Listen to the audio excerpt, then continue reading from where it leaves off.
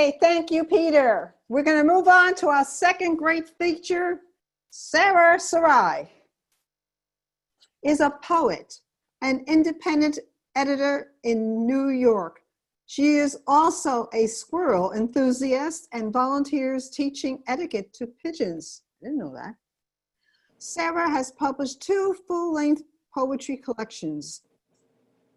That's Strapless Bra in Heaven, Kelsey Books, and The Future is Happy, Blaze Box Books, as well as the chapbooks, Geographies of Soul and Taffeta, Indolent Books, Emily Dickinson's Coconut Face, Dusty, The Risen Barbie, Dusty, and others.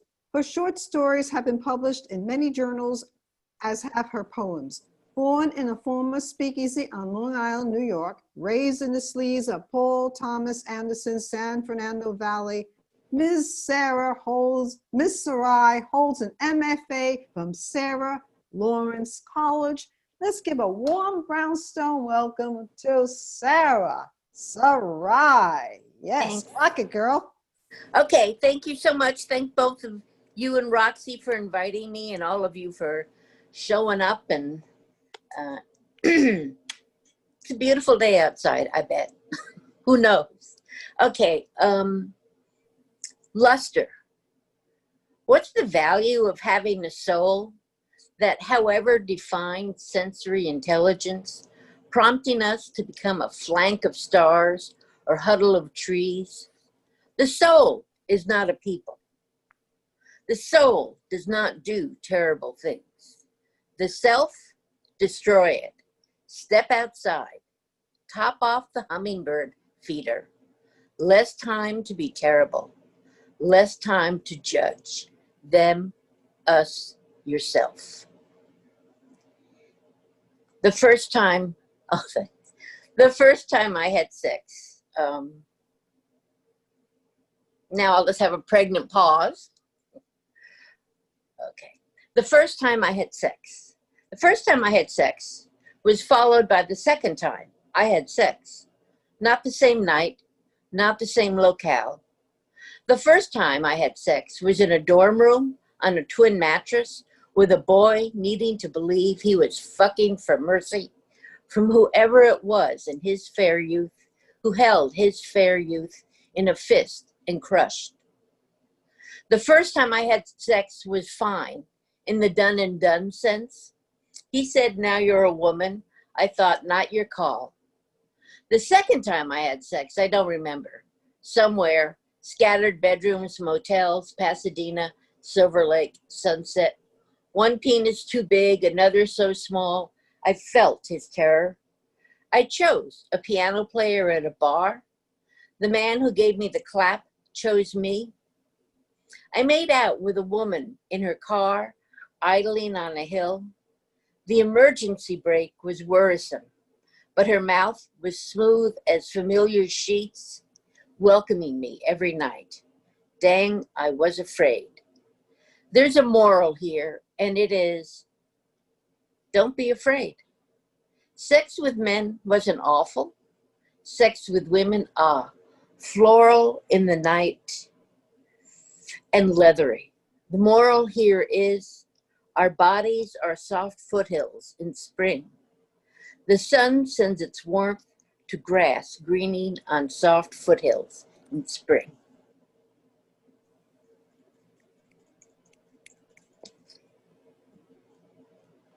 Okay. So the title of this poem is also the first line of the poem. My mother had 4 daughters, 4 of whom are scorn's mistress, 1 of whom is performative, 4 of whom are performative, 1 of whom is full of scorn, none of whom can bite a tongue after their manner of speaking, 1 of whom sailed seas last life. She smells salty, her soul is brine, 1 of whom's a parakeet cage, strutting her turntable intelligence round and round and loud.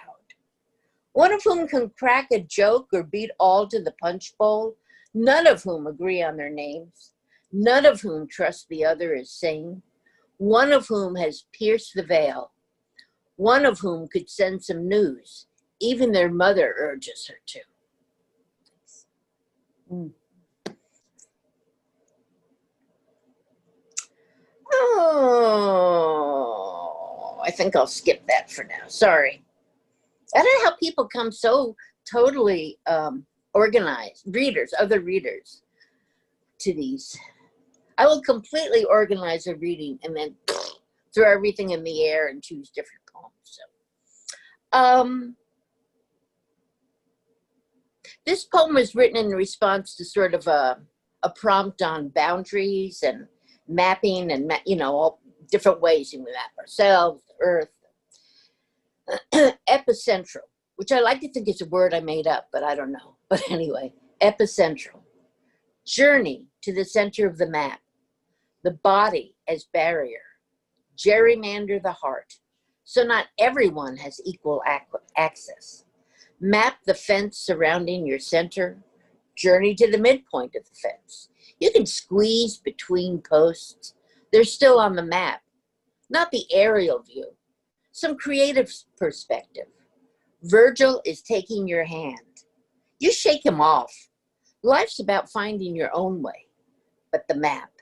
Imagine my index finger bright blue.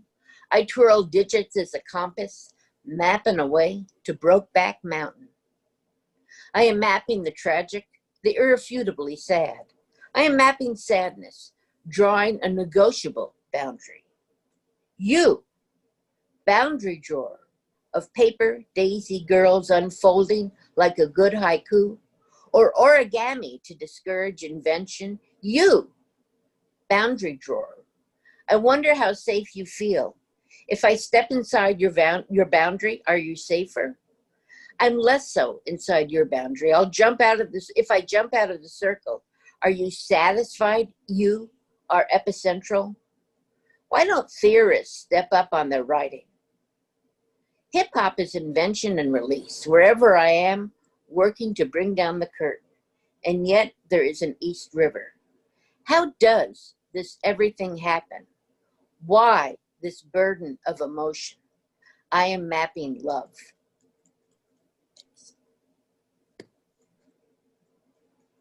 It's fun. I wish we could mute all bars and just, when we were done, we would see this and not, I like this. So I wrote 2 poems about J. Edgar Hoover, and I invented a Gstring for him. He used to go out, I can't remember his lover's name, but they'd go out to LA periodically in the Hollywood Hills and hook up with other gay, he was gay, everyone knows that. Okay.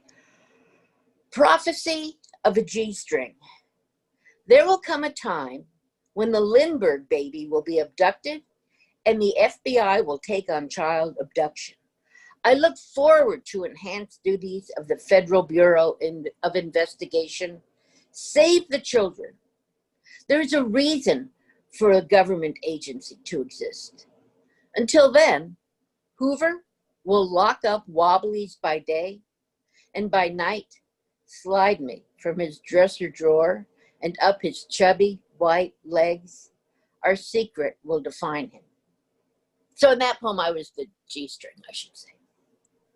Second coming of a G-string for J. Edgar Hoover. Our secret stalks your casket, lined in lead, rumor is.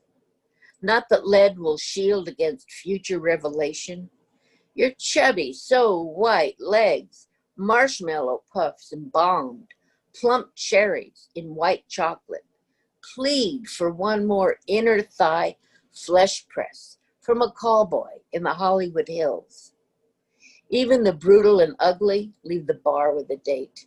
Honey, you remember me, don't you?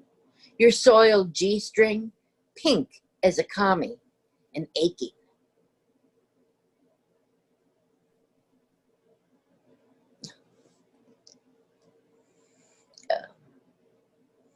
So this was, what was this? It was basically, I really missed some old parties I used to go to. And the title of this poem is After and Sometimes Stonewall, although it's not strictly related to that, but it is, of course, in some ways. I think I had a lot more fun when I was younger. After and sometimes Stonewall.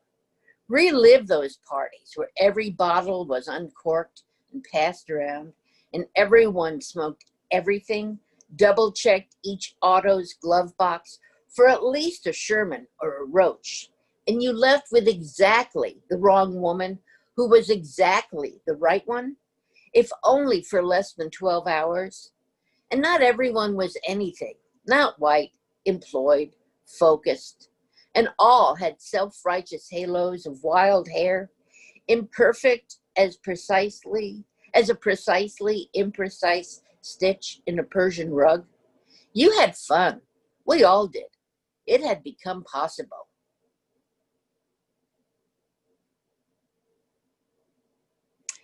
Oh no, I'm not going to read that. Sorry. Deeply sorry. This is clunky.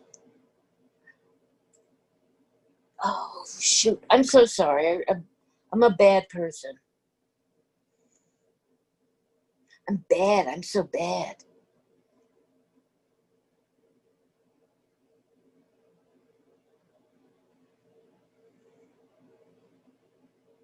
Okay.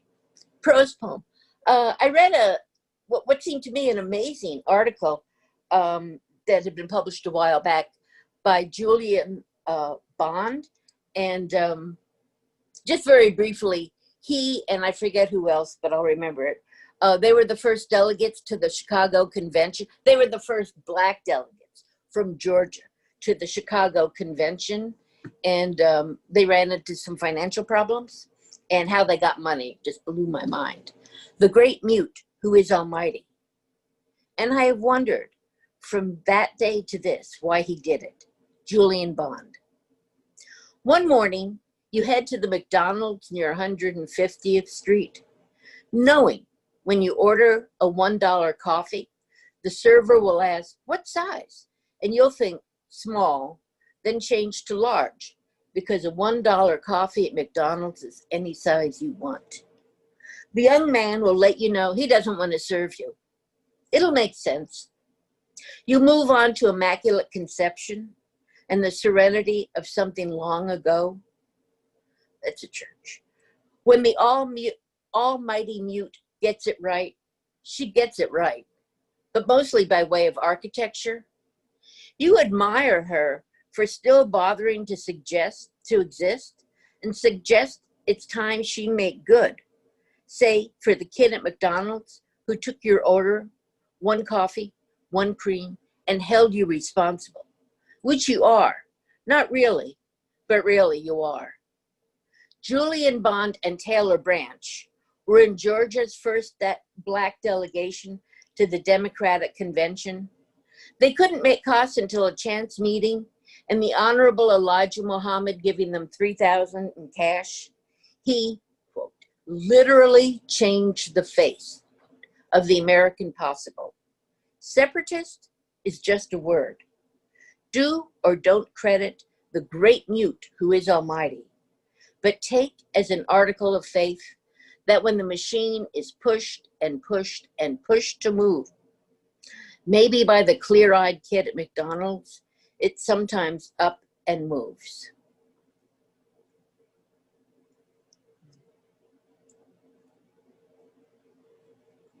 And this is how much more time do I have, Pat? I can't hear you. You can do, you got another 4 or 5 minutes. Okay, so I'll do 2 poems. So this is a prose poem. I don't know, just suddenly I'll write a poem and I realize it's not working. It needs a different format. The shiny you have missed. It is in our nature to teach the two-step, add butter, indulge our pride. We will not rise to our becoming if we are duped by our being, sidetracked by a date of birth or the whittled praise of a tombstone. Time to explore space. Now we are finally out there and in it. Newly mapped fixed points of celestial understanding reveal we are not where we thought we were.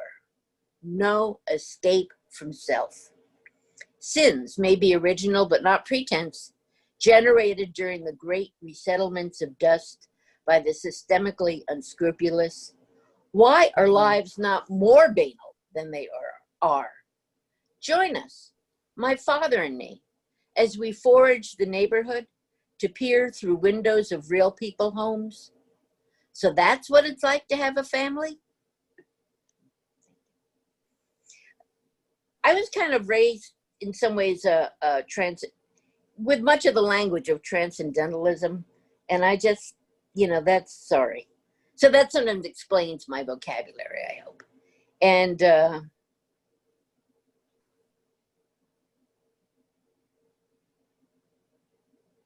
okay, so I'll end up with this. It is different, it is not different, and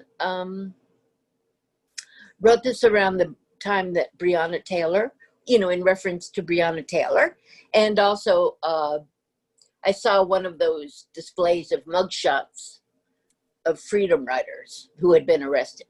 So 40 mugshots of freedom riders arrested 24 May 1961 and jailed Jackson, Mississippi.